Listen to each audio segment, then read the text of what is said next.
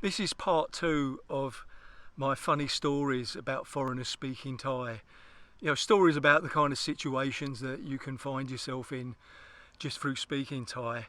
I'll tell a few stories first, and at the end I've got a fantastic contribution from Adam, AJ, of the Pattaya News, who was also, of course, the manager of Sexy in the City in Soy 6 for quite a few years. He's got a brilliant story that, you know, about the kind of thing that can only happen in Thailand.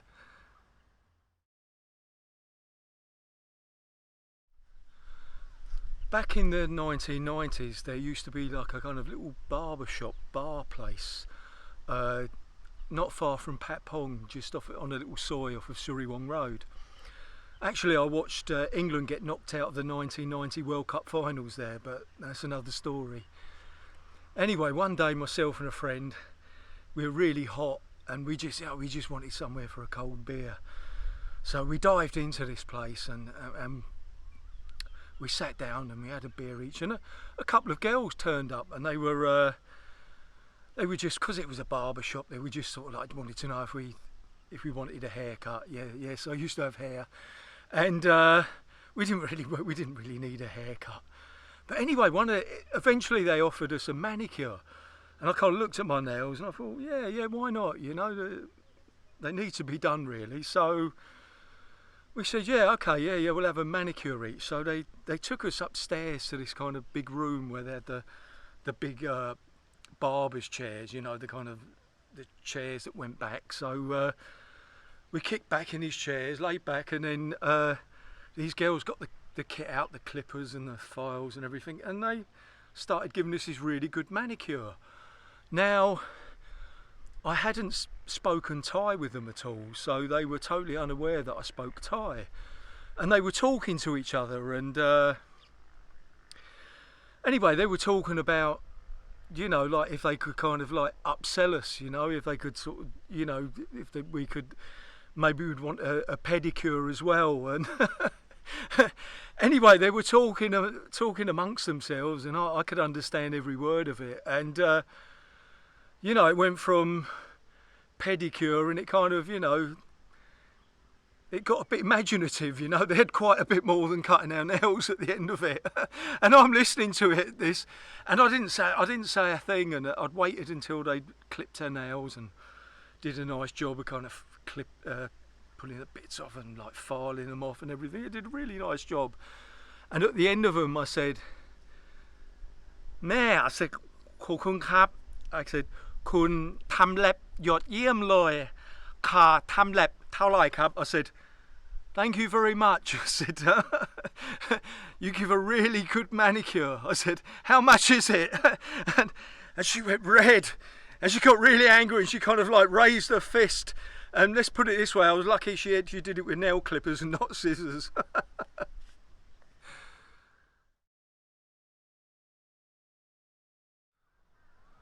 Quite often when people start coming to Thailand, you know, they decide that they want to learn a bit of Thai, you know, just for a bit of fun. So one of the first things guys often learn is the Thai word for beautiful, you know, which is soy. And they figure they're sitting in a bar and they'll tell a girl that she's beautiful and get off to a good start. But of course, Thai is a tonal language, you know, so you've got to be careful how you say things sometimes. And I can remember one time being in a bar, and I was sitting near a guy who wanted to tell a girl that he thought she had a beautiful body. Now, he knew enough Thai, just enough Thai to kind of like try to say that.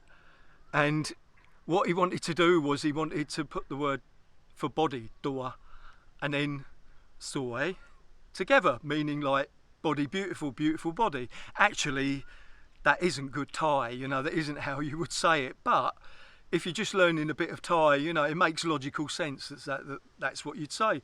So that's what he tried to say, but, you know, like, he mispronounced it, you know, and of course when he tried to tell this girl she had a beautiful body, they started laughing, you know, they knew what he wanted to say, but what he actually said was "dua soy," which means like you're jinxed. You're a jinxed person, you know, like you're the kind of person you don't really want hanging around, you know, because, you know, it's soy with a rising tone means beautiful, but soy means like jinx, bad luck. So dua soy is somebody like somebody who's jinxed. So if you're trying to pay compliments in Thai, you know, be careful.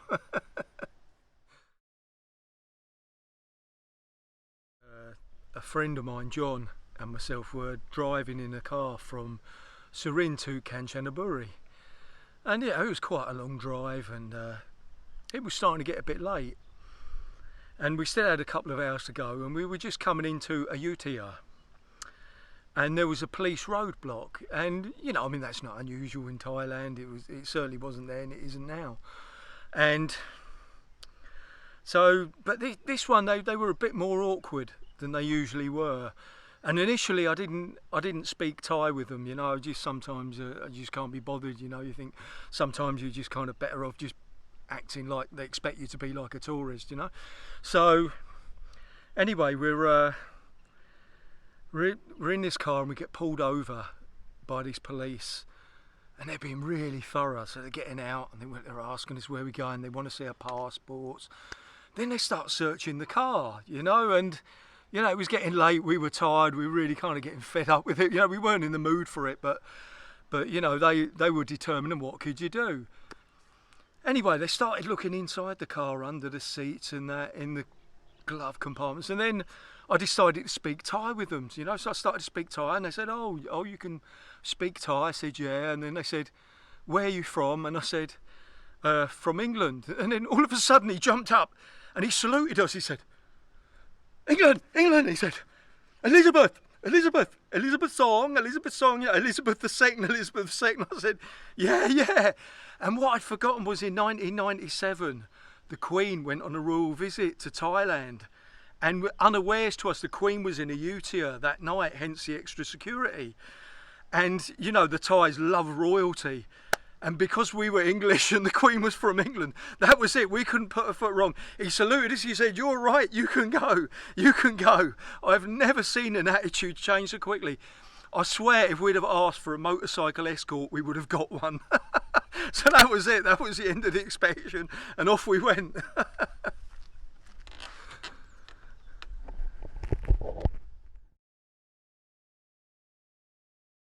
When I first come out here in 1987, I told a good friend of mine, Mike, about the place, and he was intrigued.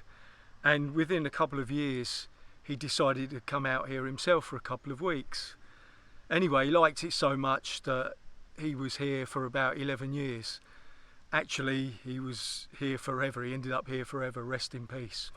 Anyway, just after he'd moved out here, we were both out one day, and something was bothering him, and I said, what's wrong? We were in a bar somewhere, and he said, the girls in this bar keep calling me Micky Mouse, you know. And I said, all right. And then I said, well, does it bother you? And he was sort of like, yeah, they won't stop. And I said, well, you know, like, Micky's short for Mike, you know, they're just messing around. He said, no, you know, they won't stop. They keep calling me Micky Mouse. And I said, oh, right, okay, it bothers you. I said, I'll listen out for it. I said, if I hear it, I'll have a word with them, put them straight. So anyway, we were sitting there having a couple of beers, and a couple of girls come round, and eventually I heard what they said. When they called him Micky Mouse, what they actually said was Micky Mouse, which, if you know Thai, that means like Mick the pisshead, Mick the drunk. So I said, well, Mike, you know, it isn't actually Micky Mouse they're calling you, it's Micky Mouse. And then the penny dropped, you know. I thought that was quite clever of them, you know. Obviously they knew what they were doing, you know. Another similar one they would do to that, I don't know if they still do it, but if you go in the bars, quite often you see the girls sit with a guy and they'll start calling him Dugling, how are you my Dugling, how are you my Dugling. And back then it didn't really, you know, their pronunciation of English was pretty bad because most of them never learned it properly. So you just kind of, like, most people would just sort of like write it off as a mispronunciation, but actually, like, Dugling means monkey ass. So that was another little game they used to play. About 10 years ago, I was back in the UK, and it was a Friday night, and I got a phone call from one of my friends, Peter, and he said, "Karl," he said, "you know that Siberian girl I've been seeing?" He was seeing this gorgeous Siberian, blonde-haired Siberian girl, lovely girl she was. He said, "Look, I'm taking her out for a Thai meal in Denham tonight." He said, "Do you want to come along? Do you want to join us?" So I had nothing planned, so I said, "All right, Pete, yeah, thanks, yeah, nice idea." And we arranged a time to meet, and I drove and met them at this restaurant. And when I got there, they were already inside having a couple of drinks. So I sat down and I ordered a drink for myself, and we're sitting having a few drinks, looking at the menu. And all of a sudden, Pete said to me, he called over one of the waitresses and he said, Karl, this is Noi. This is Noi from Bangkok." And at the same time, he said to his girlfriend, he said, "Karl can speak really good Thai." And she said, "Oh, can you, Karl? You know, speak Thai with them." They kind of put me on the spot. So, you know, I turned around to her, said to her, "Oh, Sawadee Kap, Kun, that's how you to need my nan, tell Leo Kap, like, hello, how long have you lived in England?" And she sort of looked at me blank, you know, and so I asked again, you know. I thought, oh, you know, maybe I didn't say it clearly enough or something, and then she just looked blank, and Pete looked at me, and they both looked at me, and they said, "Karl, we thought you could speak Thai." I said, "Pete," I said, "I can. She can't." So anyway, she wasn't Thai, you know. She'd just been pretending to be from Thailand, you know. She was Chinese. So, you know, I knew that was a big loss of face for the Chinese. So I tried to kind of like smooth it over by distracting it and saying, "Oh, you know, can you send somebody out who speaks Thai, you know, one of the waiters or waitresses or the cook or something, you know." And it turned out there wasn't a single person in this Thai restaurant who was Thai. They were all Chinese. And of course, you know, the Chinese, that is a real loss of face because they'd been telling them they were Thai. And the atmosphere just changed totally. And to add to that, the food wasn't any good anyway. So how to spoil a night out in a Thai restaurant or a Chinese restaurant.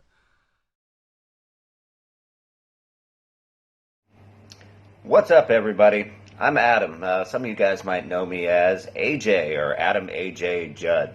And Karl asked me to go ahead and do a quick little video about my experience learning Thai. Now, I've been studying Thai on and off, and especially when I was a bar manager, really off, for coming on about nine or 10 years now. And part of me is pretty proud at the amount I've learned, but part of me also realized that spending many years in a bar where I spent most of my time talking to customers in English, and I had an English-speaking cashier who took care of most of the bar. I actually lost a lot then.